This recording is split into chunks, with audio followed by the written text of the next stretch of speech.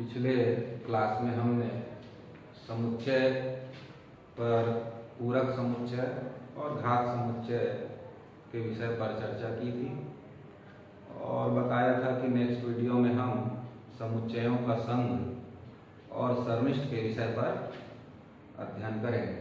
तो आज हम देखते हैं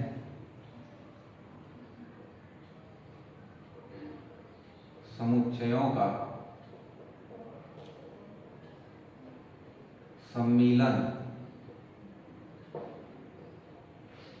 गणितीय भाषा में उसे हम संघ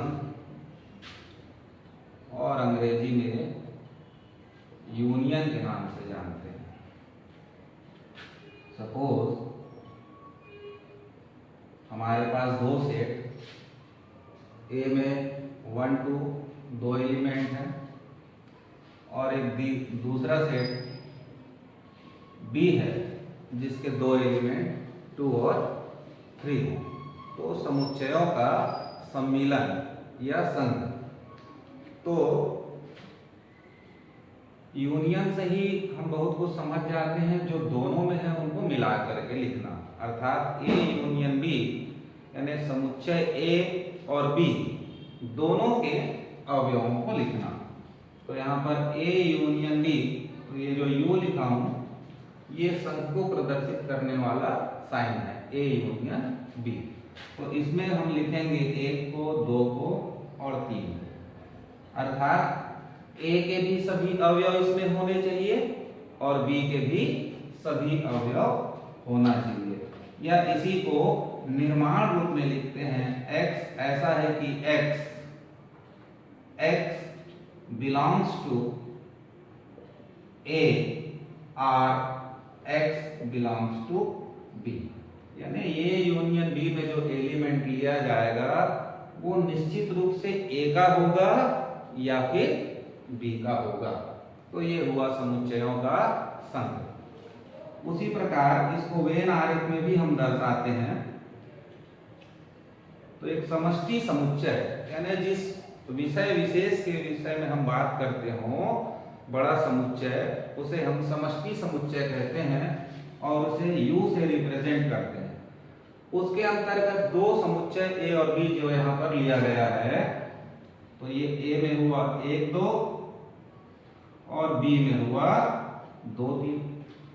मान लेते हैं समष्टि समुच्चय हमारा प्राकृत संख्याओं का एक समूह है जिसका एक सेट ए है जिसमें एलिमेंट 1 और 2 है, दूसरा सेट बी है जिसके एलिमेंट 2 और 3 है। तो हम ए यूनियन बी को कैसे रिप्रेजेंट करेंगे? बाय वेन आरेख। तो यहाँ ए और बी दोनों के सभी अवयव आते हैं, तो हम इस पूरे को कलर कर देंगे। तो ये ए यूनियन बी को रिप्रेजेंट करता है। इस प्रकार हम कह सकते हैं दो समुच्चयों का संघ, अर्थात ए के भी सभी अवयवों को लेना है और बी के भी सभी अवयवों को लेंगे। इसके बाद देखते हैं समुच्चयों का सर्मिष्ट। सर्मिष्ट को अंग्रेजी में इंटरसेक्शन कहते हैं। इंटरसेक्शन सर्मिष्ट, और इसको उल्टा यू से रिप्रेजेंट करेंगे इस साइन से। तो अभी एक प्रश्न लिए थे, सेम एग्जांपल फिर ले लेते हैं। ए में एलिमेंट है 1 2 और बी में एलिमेंट है 2 3। तो ए इंटरसेक्शन बी में क्या लिखना होगा? तो इसका निर्माणबद्ध रूप पहले देखें। x ऐसा है कि x belongs to A and x belongs to B। तो ये लगभग हमारी परिभाषा को स्पष्ट करता है। A सर्मिष्ट B में वे अवयव होंगे जो A का भी हो और B का भी हो, अर्थात ऐसा अवयव जो समुच्चय A में भी उपस्थित हो और B में भी हो। तो ऊपर जो एग्जांपल लिया गया है उसमें A में है 2 और B में भी है 2। तो A इंटरसेक्शन B में कौन सा एलिमेंट लेंगे? केवल और केवल 2। इसको भी वेन आरेख में यदि प्रदर्शित करना चाहें तो इस प्रकार से हम प्रदर्शित करेंगे। 1 2 सेट A में है और 2 3 सेट B में है। तो ए इंटरसेक्शन बी में यानी दोनों जहां एक दूसरे को प्रतिच्छेद करेंगे ऐसे क्षेत्र को हम कलर करेंगे और इसको कहेंगे ए इंटरसेक्शन बी। ठीक,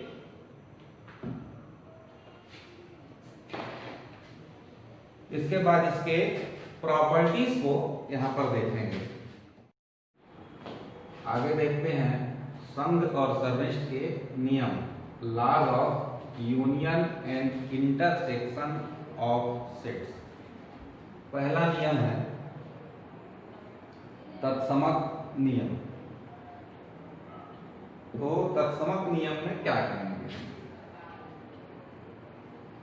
तत्समक नियम, ये दोनों के लिए अपन लिखेंगे, एक तरफ यूनियन का और दूसरे साइड लिखेंगे इंटरसेक्शन का। तो पहला ए यूनियन फाई या ए यूनियन यू यानी समष्टि समुच्चय। तो संघ करेंगे तो जो बड़ा होगा वो मिलेगा, यानी एक समुच्चय हमारे पास ए है जिसमें मान लीजिए एलिमेंट 1 और 2 है, तो दूसरा फाई है जिसमें कुछ नहीं है।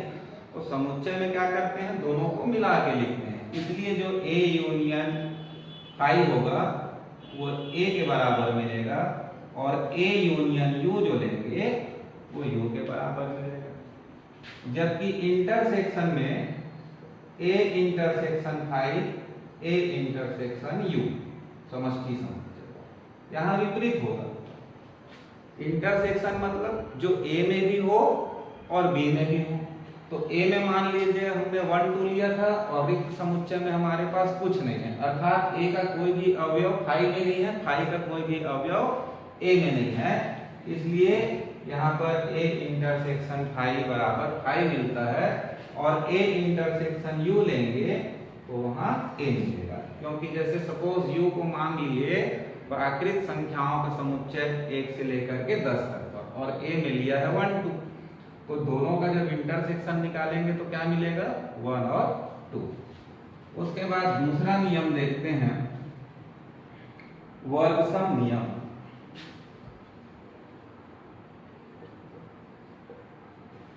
इसमें ए यूनियन ए लेंगे तो ए मिलेगा और इसमें ए इंटरसेक्शन ए लेंगे तो ए ही मिलता है। फिर तीसरा है क्रम विनिमय नियम। क्रम विनिमय नियम यानी ए इंटरसेक्शन बी बराबर होता है A union B is equal to B union A. Intersection side लिखेंगे इसी को, तो A intersection B is equal to B intersection A हो जाएगा। चौथा और अंतिम है इसमें साहचर्य नियम। तो A union B union C बराबर ए यूनियन बी पहले लेंगे फिर यूनियन सी लेंगे। Same A intersection B intersection C, तो बी इंटरसेक्शन सी में ब्रैकेट का प्रयोग किया तो A intersection B intersection C हो जाएगा। तो इस प्रकार से यूनियन और इंटरसेक्शन के कुछ महत्वपूर्ण नियम यहाँ पर मैंने आपको बताया। अब हम देखेंगे समुच्चयों का अंतर।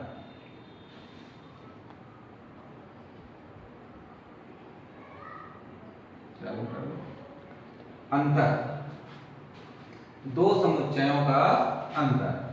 तो मान लीजिए कोई सेट ए है 1 2 3 और एक दूसरा सेट लिए हैं बी 3 4 5। तो a माइनस बी निकालना हो समुच्चयों का अंतर, तो a माइनस बी का डेफिनेशन आपको बता दें। x ऐसा है कि x belongs to a and x is not belong to b। अर्थात a ऋण b में वे अवयव पाएंगे जो a के तो हैं परंतु b के ना हो। x belongs to a and x is not belongs to y, अर्थात a के वे अवयव जो b में ना हो उसे ही हम क्या कहेंगे a ऋण b। इसको शब्दों में भी लिख लीजिए, a के वे अवयव जो बी में ना हो उसे ही हम क्या कहेंगे, ए ऋण बी। अब ऊपर देखिए जो उदाहरण लिया गया है, तो ए के वे अवयव जो बी में ना हो, तो ऐसा कौन सा है, 1 2 ये आ गया 1 2 a माइनस बी। ठीक इसके अपोजिट अगर b माइनस a निकाला जाए तो क्या होगा, b के वे अवयव जो a में ना हो, तो क्या लिखेंगे जरा सोचिए, b के वे अवयव जो a में ना हो, तो ऐसा कौन सा दिखाई दे रहा है, 4 और 5। मिटा रहे थे तो नहीं कर रहे। समुच्चयों का अंतर के बाद देखते हैं दो समुच्चयों का सममित अंतर। दो समुच्चयों का सममित अंतर, इसको इस डेल साइन से रिप्रेजेंट करना है, ए डेल बी। तो ए डेल बी बराबर होगा ए माइनस बी और बी माइनस ए, जो कि अभी पीछे हमने निकाला, a माइनस बी निकालेंगे और b माइनस ए, और इन दोनों का जो यूनियन मिलेगा उसे ही हम क्या कहेंगे, a डेल b। तो ये हो जाता है दो समुच्चयों का अंतर। तो अगर पिछले एग्जांपल में देखा जाए तो a माइनस बी क्या मिला था, 1 2, और b माइनस ए क्या मिला था, 4 5। तो दोनों को अगर मिला दें तो उस प्रश्न के लिए a डेल b का मान 1 2 4 5 होगा। इसके बाद देखते हैं पूरक समुच्चय। तो पूरक समुच्चय को परिभाषित करने के लिए एक समष्टि समुच्चय का हमको सहारा लेना पड़ता है। तो समष्टि समुच्चय एक ऐसा समुच्चय है या एक विशेष समुच्चय है जिस पर हम विचार करके अन्य समुच्चयों को बनाते हैं। सपोज यहाँ एक समष्टि समुच्चय लिया जाए जिसके अवयव 1 2 3 4 5 6 7 8 9 है, और एक अवयव एक के कुछ अवयव 1 3 5 7 9 एक दूसरा सेट ए लिया। हम क्या समझने वाले हैं अभी, पूरक समुच्चय। तो पूरक समुच्चय इंडिपेंडेंट इसका डेफिनेशन नहीं दे सकते, एक समष्टि समुच्चय हमको समझने के लिए लेना पड़ेगा। तो यहाँ पर एक समष्टि समुच्चय यू लिए जिसमें 1 से लेकर के 9 तक का अवयव है। एक समुच्चय ए लिया 1 3 5 7 9, जो क्या होगा, उस यू का उप समुच्चय होगा, जो क्या है, यू का एक उप समुच्चय है। तब हम पूरक समुच्चय को डिफाइन कर पाएंगे। तो ए का पूरक समुच्चय जिसको हम ए डैश बी कहते हैं, तो इसमें लिखेंगे u के वे अवयव जो a में ना हो, u के वे अवयव जो a में ना हो, अर्थात क्या हुआ, ये u माइनस ए ही है।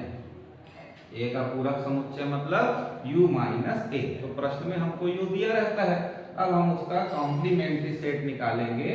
पूरक समुच्चय को कॉम्प्लीमेंट्री भी बोलते हैं। तो कॉम्प्लीमेंट्री सेट a डैश बराबर u माइनस ए, अर्थात u के वे अवयव जो a में ना हो। अगर इस प्रश्न के लिए हल किया जाए तो हम बहुत आसानी से a डैश का मान बता देते हैं। 1 3 5 7 9 को लिया गया है, मतलब क्या छूट रहा है, 2 4 6 8, यानी u के वे अवयव जो a में ना हो। तो यहाँ पर ये पूरक समुच्चय निकल गया। अब आज समुच्चयों का संघ, सर्वमिष्ट, उनके नियम, अंतर, सममित अंतर और पूरक समुच्चय के विषय में विस्तार से आपको बताया गया है। नेक्स्ट वीडियो में हम इनसे संबंधित एक एक दो प्रश्न को हल कराएंगे।